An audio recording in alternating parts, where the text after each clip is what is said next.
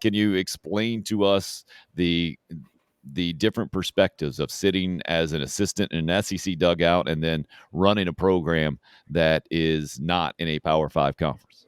It's a big difference. And I enjoyed both. I did. I think all of us want to be the boss at some point. You know, you want to be the head coach, you whatever. And I did it at Charleston Southern. I was 30. I was kind of looking back. I guess it was about 35, 36 when I was able to do that. And I did it for 9 years.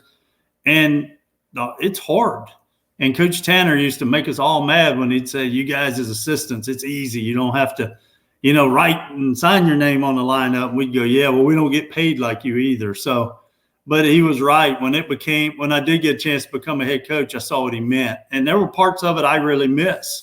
When I went back to being an assistant coach, there were parts I didn't miss.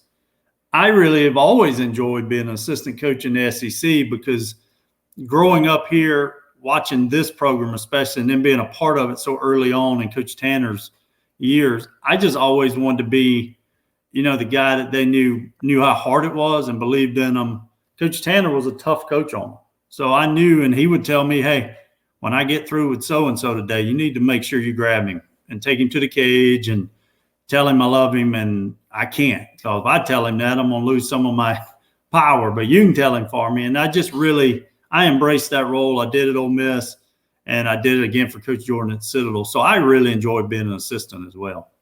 What's the worst part about being the head coach? Some of the toughest parts?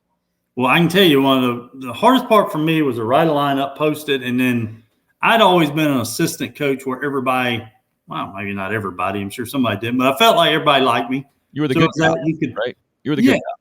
Yeah, I was a good cop. I had the big foam hand, and one day I'll tell you, we had a hot dog eating contest in the dugout. So, I mean, I was that guy. And then all of a sudden you're writing that lineup and you're posting it or however you do it, and you just see those looks that I remember the first week or two of my first year, I called Coach Tanner and said, boy, I've never had these looks. He goes, the look of that guy that looks at that lineup, don't see his name, and then looks at you. And it's like, oh, man.